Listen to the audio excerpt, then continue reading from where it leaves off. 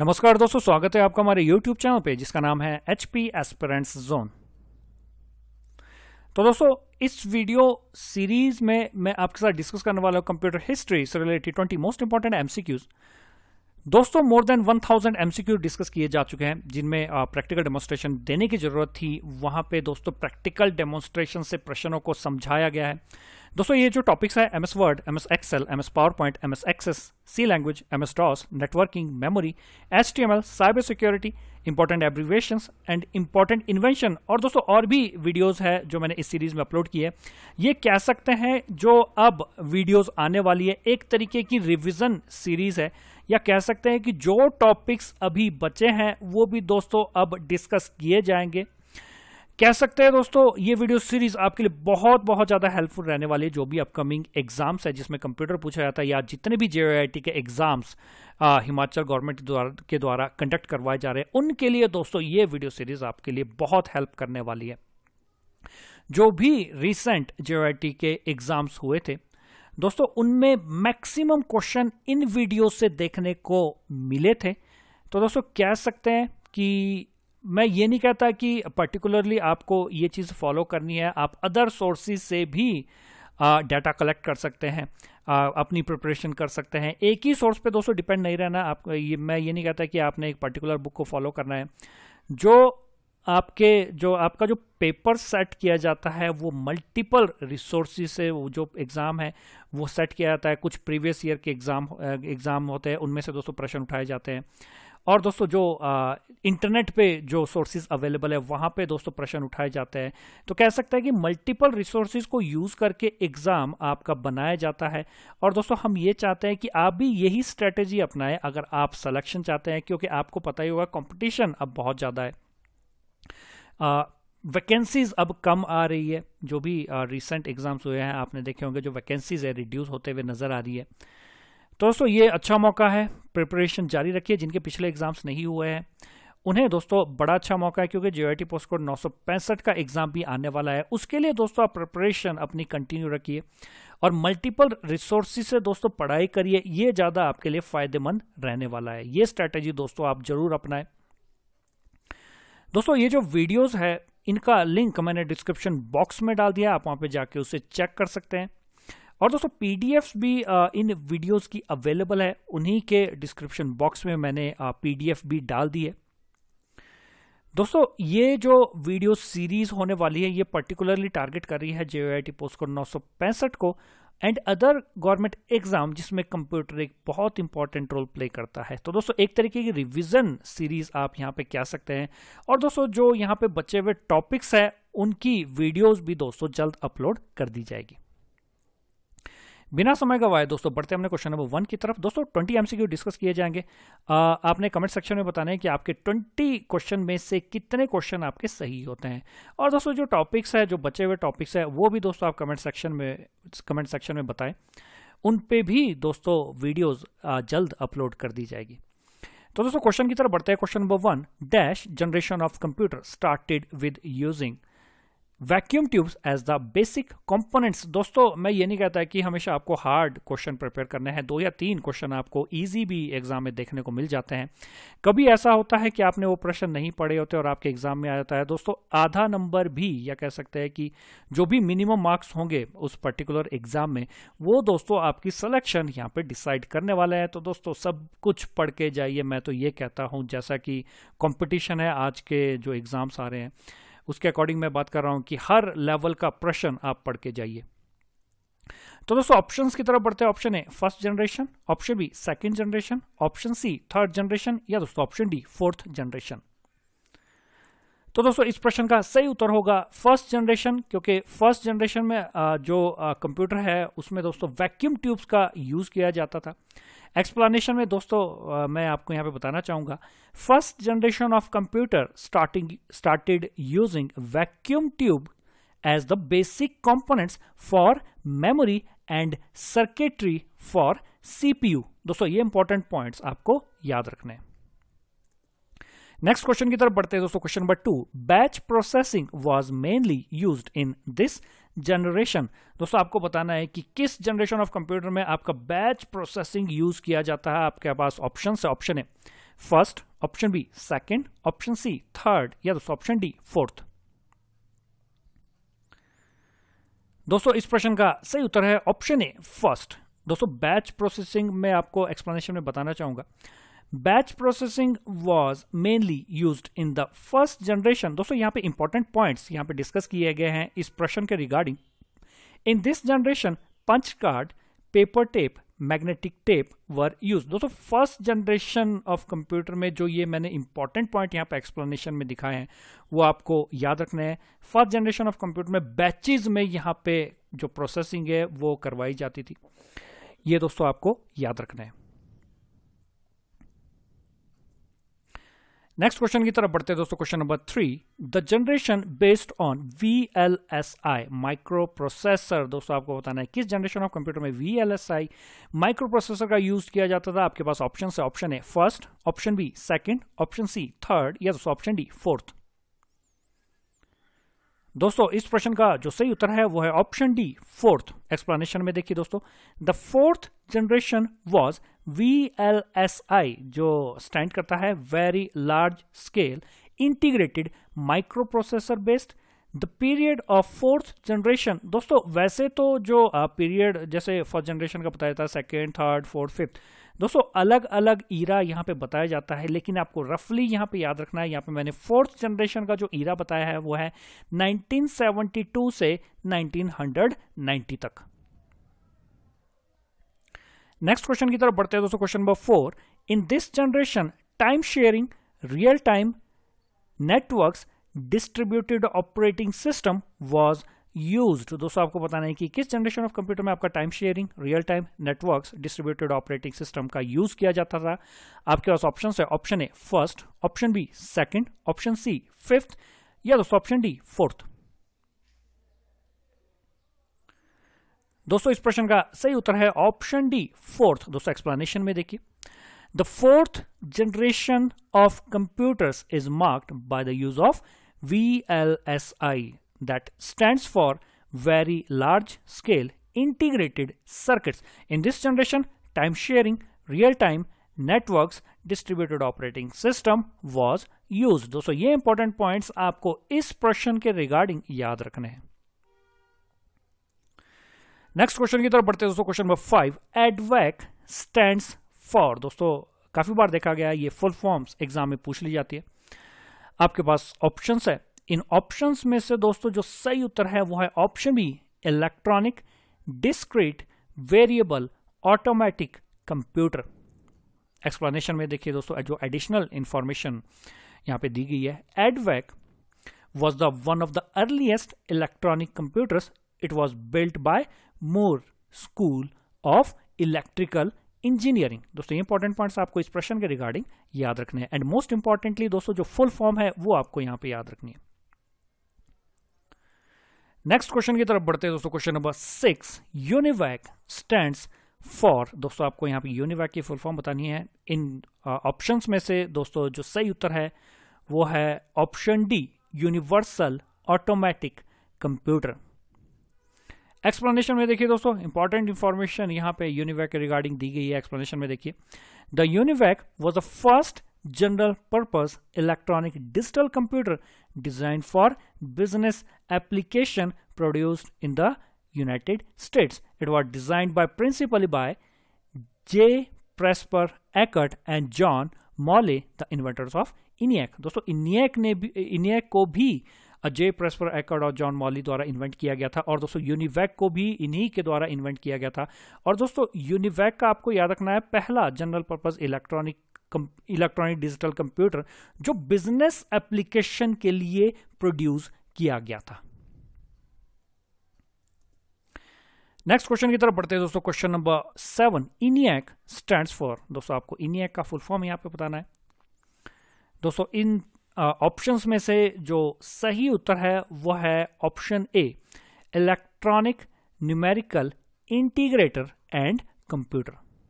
Explanation में देखिए दोस्तों, ENIAC was the first programmable electronic general purpose digital computer completed in 1945। दोस्तों UNIVAC का आपको याद रखना है कमर्शियल पर्पस के लिए जो फर्स्ट जनरल पर्पस कंप्यूटर था वो था यूनिवैक।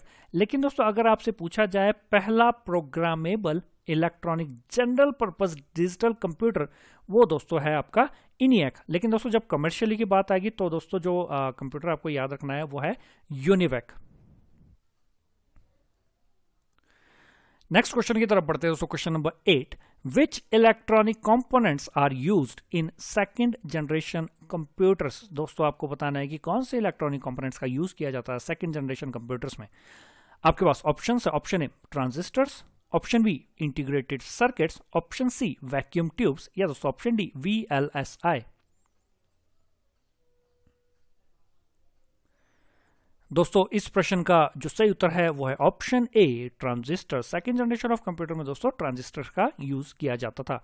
एक्सप्लेनेशन में देखिए दोस्तों, इसे ट्रांजिस्टर कंप्यूटर भी कहा जाता था।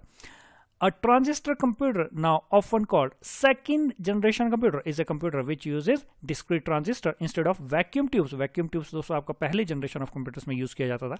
The first generation of electronic computer used vacuum tubes, which generated large amount of heats and were bulky and unreliable। पहले जनरेशन ऑफ कंप्यूटर की दोस्तों यहाँ पे बात की जा रही है। लार्ज अमाउंट ऑफ हीट यहाँ पे जनरेट की जाती थी, बल्कि थे और दोस्तों अनरिलायबल थे। नेक्स्ट क्वेश्चन की तरफ बढ़ते हैं दोस्तों, question number 9, which electronic components are used in third generation of computers. दोस्तों यहाँ पे आपको बताना है कि कौन से इलेक्ट्रॉनिक कंपोनेंट्स का यूज किया जाता था थर्ड जनरेशन ऑफ कंप्यूटर्स में। आपके पास ऑप्शन है, option A transistors, option B integrated circuits, option C vacuum tubes, या दोस्तों ऑप्शन डी VLSI।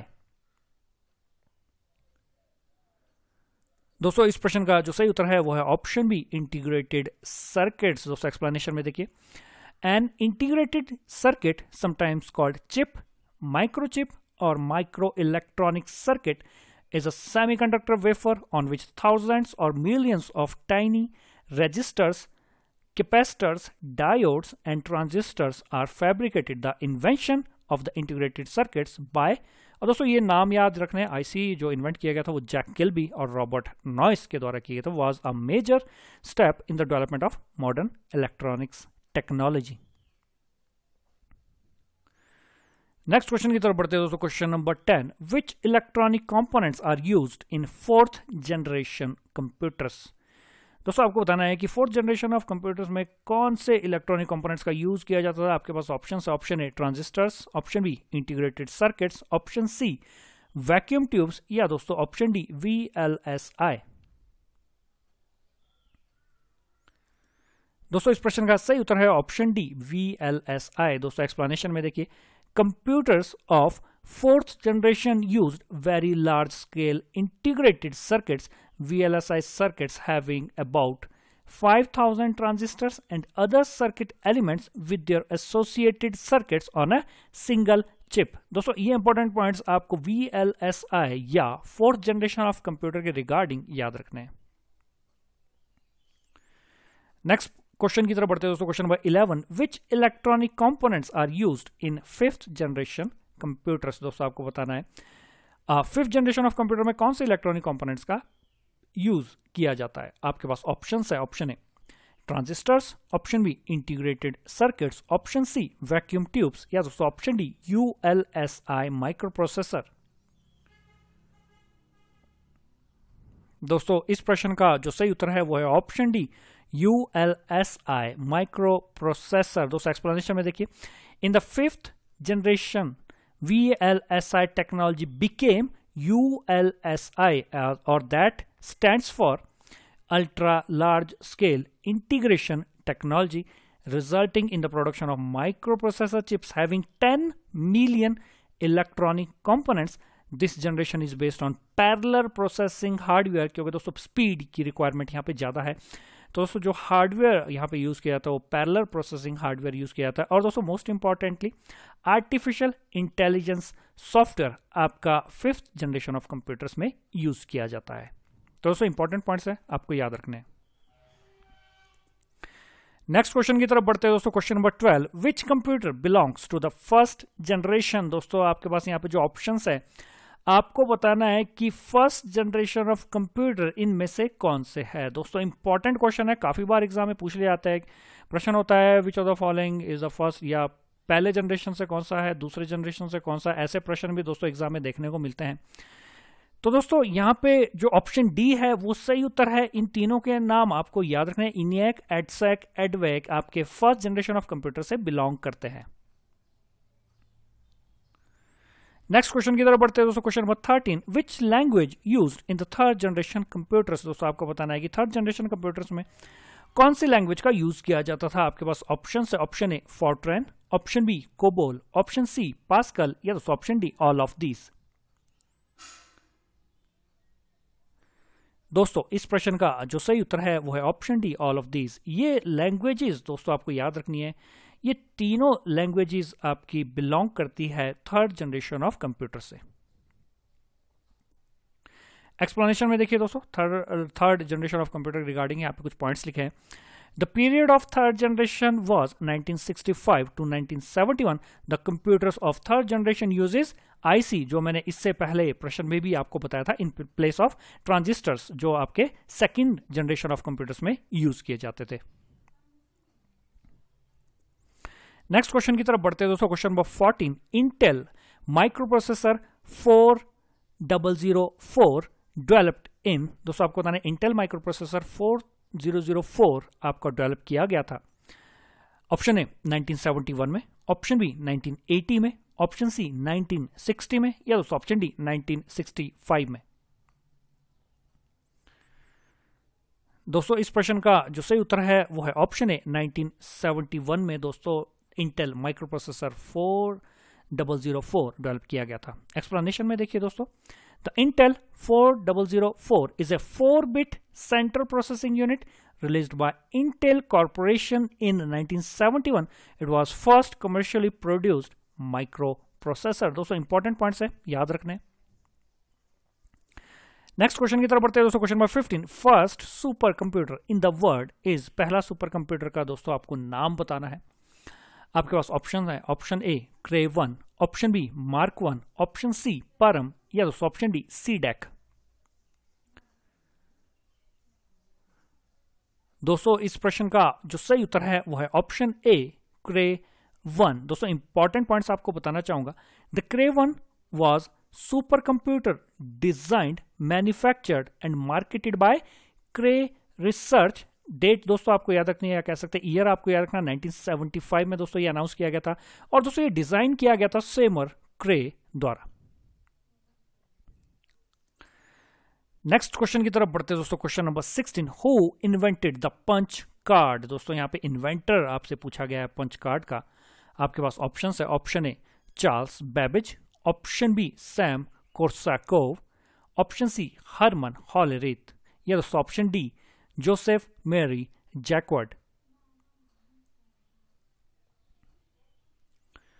इस प्रश्न का जो सही उत्तर है वो है ऑप्शन सी हरमन हॉलरेथ। दोस्तों एक्सप्लेनेशन में देखिए, पंच कार्ड्स और punch cards also known as Hollerith cards और IBM cards are paper cards where holes may be punched by hand or machine to represent computer data and instructions. They were widely used means of inputting data into early computers। दोस्तों ये important points आपको punch card के regarding याद रखने। Next question की तरफ बढ़ते हैं दोस्तों, question number 17, What is used in the first generation for storage। दोस्तों आपको बताना है कि फर्स्ट जनरेशन में जो स्टोरेज के लिए मीडियम यूज किया जाता था वो चीज दोस्तों आपको बतानी है। आपके पास ऑप्शन है, option A magnetic drum, option B IC, option C vacuum tubes या दोस्तों ऑप्शन डी फ्लॉपी डिस्क। दोस्तों इस प्रश्न का जो सही उत्तर है वो है ऑप्शन ए मैग्नेटिक ड्रम। दोस्तों एक्सप्लेनेशन में देखिए, इंपॉर्टेंट पॉइंट्स आपको जो याद रखने हैं। The first generation computers used vacuum tubes for circuitry and magnetic drums for memory and were often enormous, taking up entire rooms. दोस्तों इंपॉर्टेंट पॉइंट्स है, याद रखने। नेक्स्ट क्वेश्चन की तरफ बढ़ते हैं दोस्तों, question number 18, India's first super computer is. India का पहला सुपर कंप्यूटर आपको यहां पे बताना है। आपके पास ऑप्शन है, ऑप्शन ए परम, ऑप्शन बी क्रे 1, ऑप्शन सी सीडेक या दोस्तों ऑप्शन डी मार्क 1। दोस्तों इस प्रश्न का जो सही उत्तर है वो है ऑप्शन ए परम। दोस्तों मोर स्पेसिफिकली अगर मैं बात करूं, परम 8000 सीरीज दोस्तों जो थी वो पहला सुपर कंप्यूटर की सीरीज थी जिसमें जो स्पीड थी वो गीगा फ्लॉप्स में थी। कह सकते हैं कि एक्सप्लेनेशन में दोस्तों मैं यहाँ पे एक्सप्लेन करना चाहूंगा। Param 8000 is a series of giga flop super computers that was designed and assembled by CDAC in Pune. In 1991, Param 8000 was unveiled and became India's first supercomputer which was 100% developed and designed in India। दोस्तों important points है, आपको इस प्रश्न के regarding याद रखना है। Question number 19, India's first computer dash was made by Electronics corporation of India. दोस्तों यहाँ पे पहले कंप्यूटर की बात की जा रही है, इंडियाज फर्स्ट कंप्यूटर। पिछला जो प्रश्न था वो इंडियाज फर्स्ट सुपर कंप्यूटर की बात की जा रही थी। और दोस्तों ये जो बनाया गया था वो इलेक्ट्रॉनिक्स कॉर्पोरेशन ऑफ इंडिया के द्वारा बनाया गया था। आपके पास जो ऑप्शंस है आपको बताना है कि इन ऑप्शंस में से कौन सा ऑप्शन सही है। इंडिया का पहला कंप्यूटर जो इलेक्ट्रॉनिक्स कॉर्पोरेशन ऑफ इंडिया के द्वारा बनाया गया था, आपके पास ऑप्शन है, option A Siddharth, option B Param, option C CDAC या दोस्तों ऑप्शन डी माइक्रोसॉफ्ट। दोस्तों इस प्रश्न का जो सही उत्तर है वो है ऑप्शन ए सिद्धार्थ। एक्सप्लेनेशन में देखिए दोस्तों, Siddharth was the first computer developed in India. It was manufactured by the Electronic Corporation of India. It was installed in the main post office of Bangalore on August 16, 1986. Next question की तरफ बढ़ते हैं दोस्तों। Question number 20। Question number 20 है first floppy disk was developed in. दोस्तों आपको बताना है कि फर्स्ट फ्लॉपी डिस्क डेवलप की गई थी। आपके पास ऑप्शन है, option A 1980, option B 1990, option C 1984 या दोस्तों ऑप्शन डी 1971।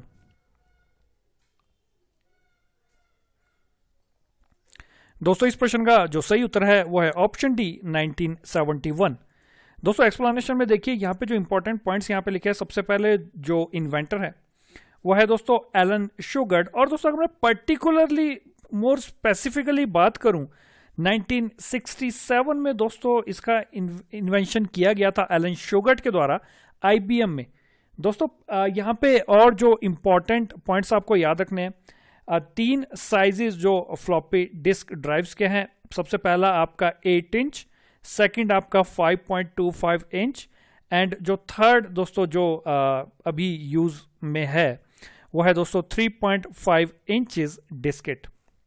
और दोस्तों जो एग्जाम में कभी कभार प्रश्न पूछ लिया जाता है, जो मेमोरी साइज है 5.25 इंच डिस्क का वो है दोस्तों 360 किलोबाइट्स। और दोस्तों जो अभी थोड़ी यूज में है कुछ एक फील्ड में, जो आपकी 3.5 इंचेस डिस्केट है, उसकी जो मेमोरी कैपेसिटी है दोस्तों वो है 1.44 मेगाबाइट्स। दोस्तों ये इंपॉर्टेंट पॉइंट्स है, आपको इस प्रश्न के रिगार्डिंग याद रखने हैं। दोस्तों इस वीडियो को देखने के लिए आपका बहुत बहुत धन्यवाद। अगर आपको ये वीडियो पसंद आए तो प्लीज इस वीडियो को लाइक करें और चैनल को सब्सक्राइब करना ना भूलें।